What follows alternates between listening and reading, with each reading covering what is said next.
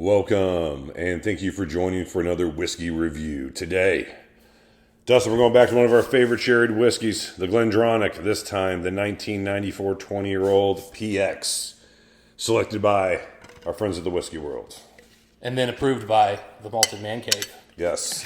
Yeah, this was a gift from our buddy Keith. So, Malted Man Cave, thanks for this one. He was here not long ago. We were going to do a couple reviews, never got around to that, but we got around to drinking. Yeah. Hey, if Keith can't, knock out reviews on his channel, we'll just review his whiskey. There we go. Exactly.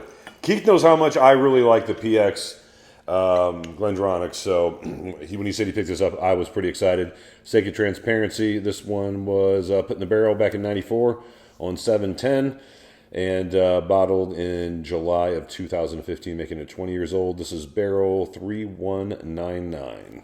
Bottle 403 of 438. A bunch of stuff that you probably won't remember. Let's see if the whiskey is worth remembering. Dustin? That's the important part, right, Mike? Absolutely. Dustin, I always like GlenDronach and PX. Yeah. As you know. So I'm excited for this one. Really musty. Yep. It's an old dank PX, isn't it? I mean, this is like you've gone into it's not your grandma's basement, it's your grandma's attic. It's dried up there. It's not been wet. Mothballs, and it's dirty. Yeah. To me, it's more of a cellar, but I'm with you for most of those notes. It's dank. Yeah. Almost mossy. That doesn't mean I don't like it. At all. There's like a butterscotch meets mothball, malt ball meets, actually mothballs too. I wouldn't go that far. It's a rich sherry, for sure. Very, very sweet. Very just over-the-top sweet. Really dark baker's chocolate. Yes. Chocolate cake, almost. Yeah, but dry and not sweet at all. This is not a sweet whiskey.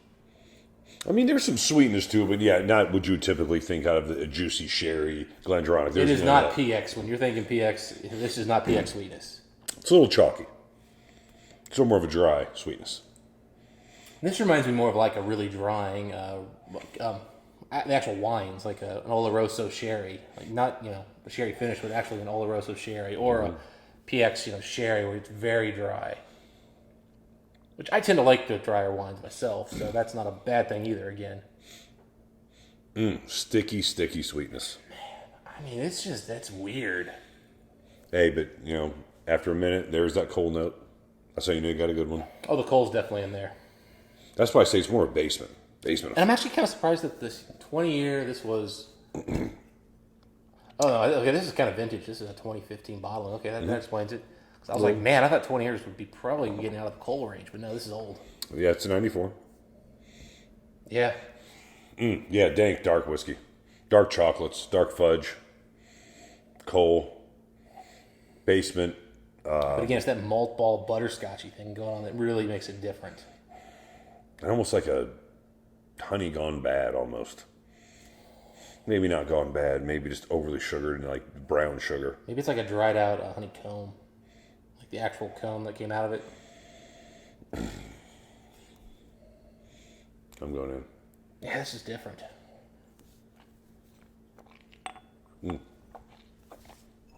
Yeah, very, very drying, very unique, very inviting though. I'm saying a lot of things I don't think sound good, but it really is inviting. It's interesting. It has me really excited to drink it. Dark syrup, spice, rich plums, sugar, and kind of just at the end, milk chocolate and coal. It's good GlenDronach. I really like that on the palate. A little better than I like that on the nose. But it's a syrupy, almost like golden syrup richness. And then there's that dark, ravine of almost like a dark caramel, along with a plum note, plum chutney note almost. It's like the driest raisin, almost like dried raisin powder. The most heavily coal finished GlenDronach I've ever had. It's up there. That coal is intense. I like it though, man. That almost it segues into fudge. Sorry to interrupt though. Oh man, the finish is now going really interesting honey. I told you there's a dark honey note to this, which I don't always get honey at GlenDronach. Really hardly at all. Yeah, and this is, I mean, yeah, I don't get, I mean, honey's more of your Balvenie, maybe your certain Highland Parks. But then there's your butterscotch. I didn't get it on the nose, but you're right. It's a lingering note on the finish that kind of hits just the back and the sides. Yeah, like a vanilla wafer is kind of in here. Yeah, there's some type of a. But all the sweetness is like, it's almost like it's low sugar. So it's like nothing here comes off like high sugar. It's like there's all these sweet notes, but they're not sugary.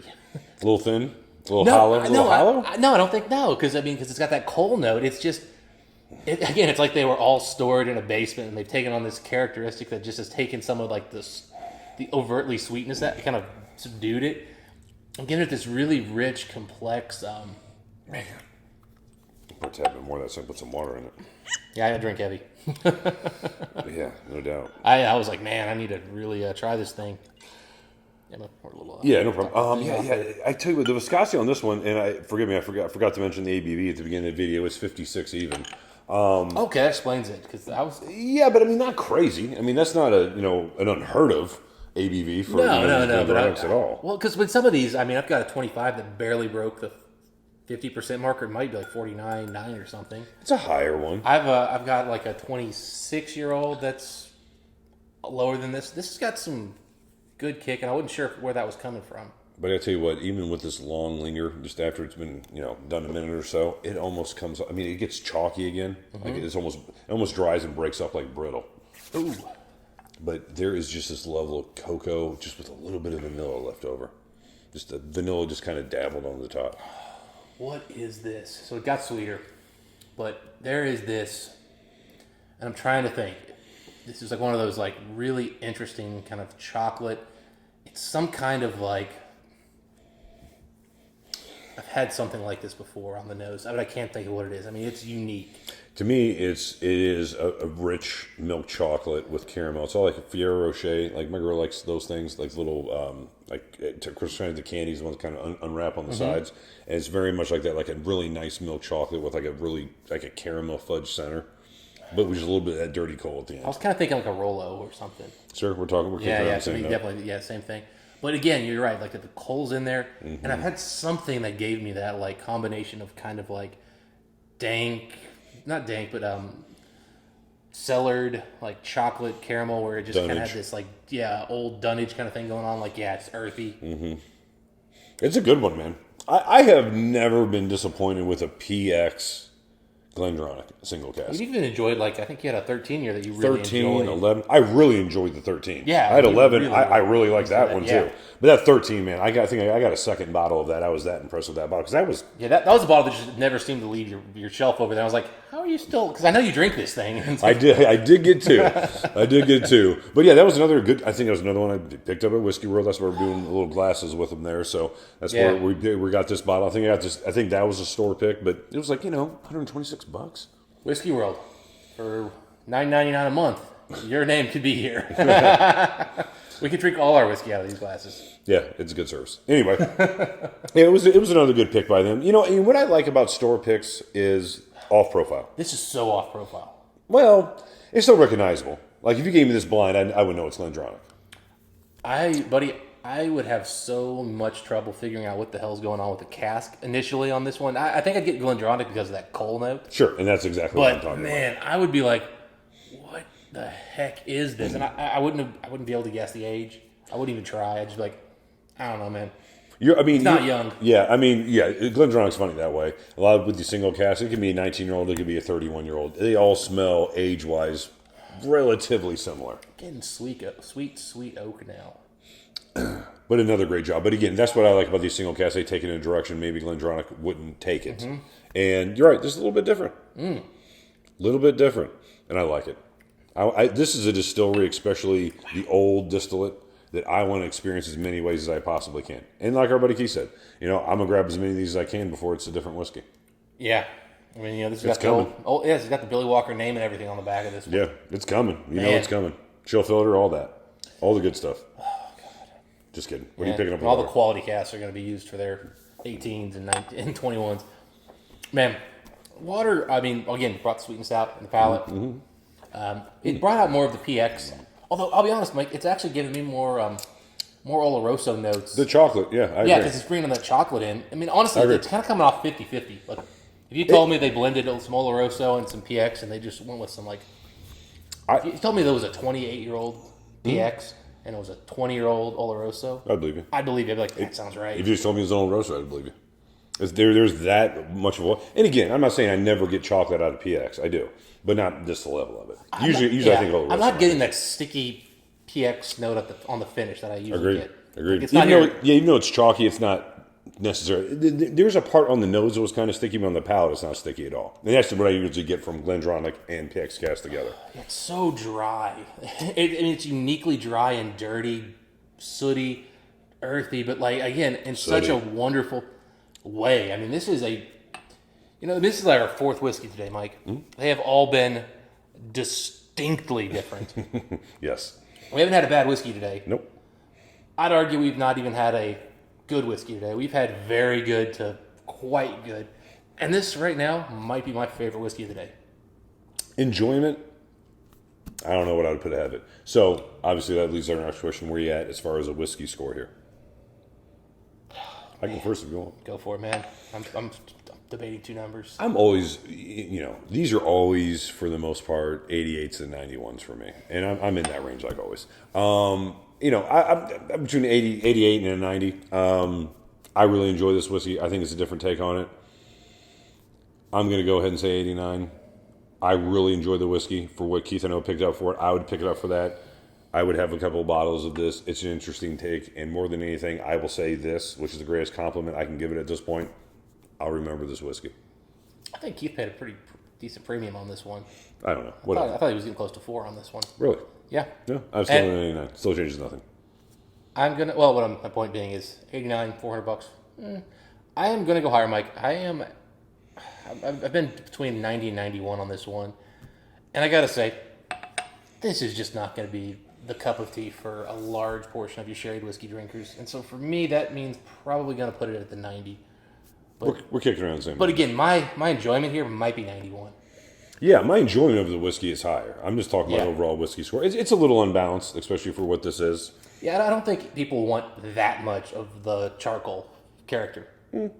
I mean, there's a niche for it. Sure. Again, our buddy Keith, this is his thing. Yeah, he likes dirty whiskey. He loves that earthy umamis and dirt and dunnage elements. Gives you all that. I think your average whiskey drinker wants that to be an accent and not kind of a showcase. And that's the showcase here for me. Sure. You want it minimized, yes. You want it as a background note. But yeah, I mean, I'm right there with you. I mean, we're close to the same numbers. We almost overlap. Actually, I'm thinking 91 now. Man, it's smelling better and better as we kind of keep nosing it. I'm getting like almost now some creme brulee notes are sneaking in. It's a good whiskey, man. I mean, again, I have never been disappointed with a PX. But again, I'm always between that 88 and 91 on all these GlenDronachs. I'm getting more and more candied caramel now, whereas before it was kind of that, oaky, sooty, kind of like it's been sitting out somewhere. Now, You have regrets? You have regrets on the score? You can change it. It's fine.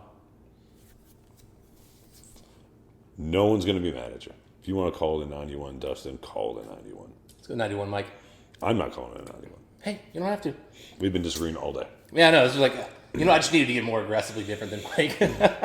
That's what it is. All right, so those are our thoughts on this whiskey. Regardless of where we're at as a whiskey score, I think Dustin and I both confidently will say this is an excellent bottle. If you like GlenDronach and you like sherry whiskeys, especially like sherry a little bit dirty, get this bottle. Get this bottle. Yeah, this is one of those for you GlenDronach collectors out there. I know there's a bunch of you who watch us. This is one you need in the collection because it is unique. It is different. It's one you're going to remember. I think there's a lot of GlenDronachs out there that they're kind of the same profile.